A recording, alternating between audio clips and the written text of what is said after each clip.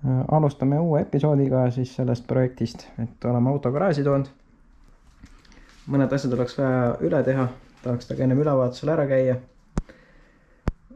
Aga sellest mõttest, et mõned lihtsad asjad, oleme jõudnud siiamaani, et autol ei ole enam tagaketteid ja asjugi küljes. Sest tegelikult me pidime ära vahetama Cassari trossid, et seda me oli ostes saati teada, et seal esimeses videos ka, et Cassar ei tööta. Need on täiesti jäigastunud, mõlemad trossid on jumala kinni. Siin kõrvalmaas on mul esiveolised trossid meie enda hõbedase kere alt. Et 2019 ostsime need vist olidki ühe suve all ja pärast seda juba vahetasime autol kere ära. Ühesõnaga need trossid töötavad ilusti ja esiveolised trosse saab siis Quattrole ka panna. Aga jah, plaan oli ainult need ära vahetada, siis pidi kõik korras olema. Aga kuna siin olid siuksed ägedad piduriklotsid, see on siin kattejääk ja kettad on ka sellised, et ma ei julge sellistega ülevaatusele minnagi, muidu visatakse kohe uksest välja. Et siis jah, tuleb juba need ära vahetada. Siin tagant ülejäänud asjad katsume lihtsalt läbi korra, et siin midagi ei logiseks. Ja see läheb natuke kaugemale tulevikku, see pukside vahetus, et siia tahaks ka polud panna. Sumpsi peab ka natuke tegema ümber. Sumpsil on lihtsalt auk sees.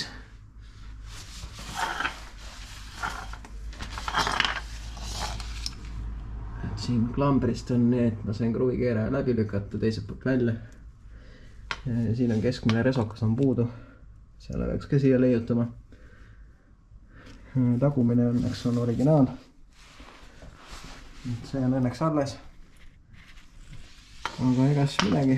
Hakkame neid asju siin vaikselt parandama. Nüüdseks on siis trossid vahetatud. Lisaks on uued pidurid ka külge pandud.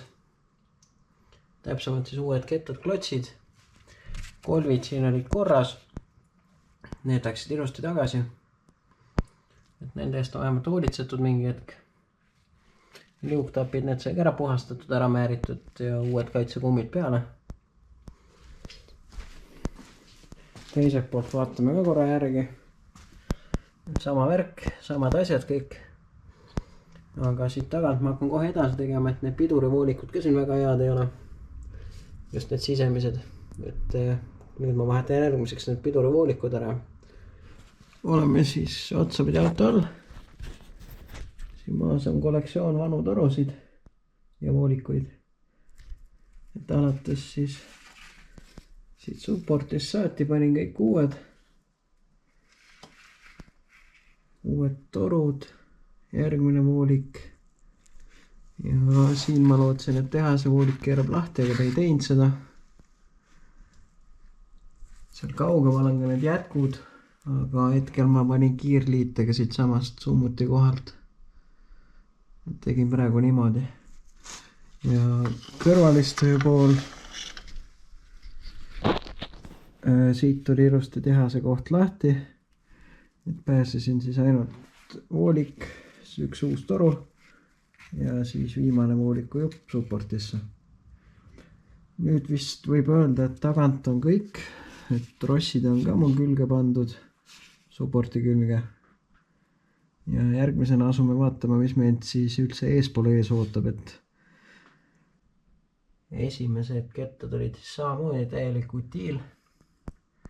Klots ei ole ka eriti järgi mitte midagi. No mõtlesin, et ma pääsen sellega, et ma lihtsalt puhastan ära ja määrin liuktapidega. Jah, läks jälle nii. Ja samuti kolvid ma vahetasin ka ära. Kolvid olid ka kinni. Aga nüüd on üks saatuslik viga. Ma ei katsunud enne, kas õhutusnippel keerab. Ja ma keerasin selle nipli siia pooleks. Ühesõnaga see sadul on omadega pupu. Sellega pole enam midagi teha. Selle peame uue tellima. See aga muud asjad sain ma kokku siit poolt.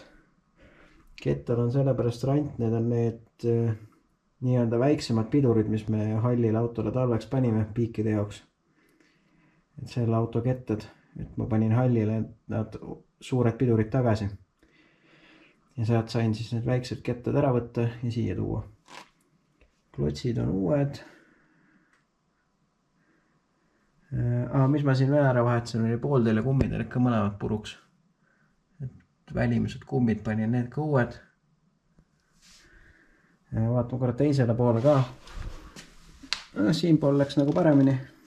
Et kettal rant jälle sama asja pärast, et teise auto küljes olnud. Sisuliselt ongi ainult seal jäärajal siis paar korda, kui me piikidega käisime, olid nad küljes.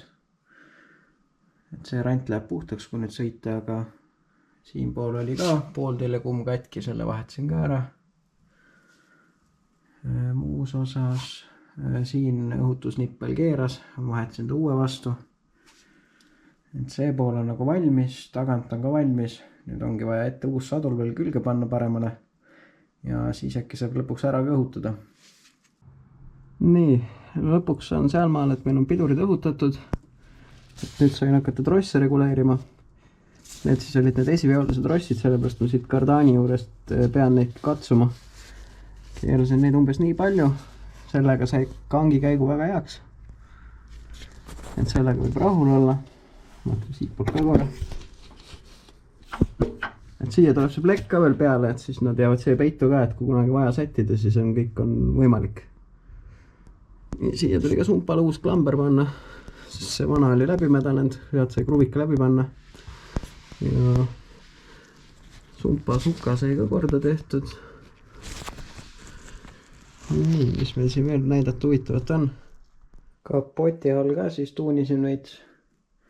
No ma tahaks sellega ülevaatusele minna, nii nagu ta praegu on. Siis tuli kõik vaakumvoolikud ära vahetada. Panin need siis uued. Selle klapi panin uue siia keskele. Selle sinise. See ühe suuna klapp oli katki. Ja siis ma leidsin, et üks voolik ei läinud mitte kuhugi, rippus mootori kõrval. Kuskil peaks olema peidus siukene vaakum aku. Nii-öelda vaakum mahuti. Ma seda üles leidnud, ma võtsin varudest järgmise ja panin ta lihtsalt siia mootori peale praegu. Et täidab ta oma funktsiooni ära, saab sõidud sõidetud ja võiks selle osaga ka olla nüüd korras siit.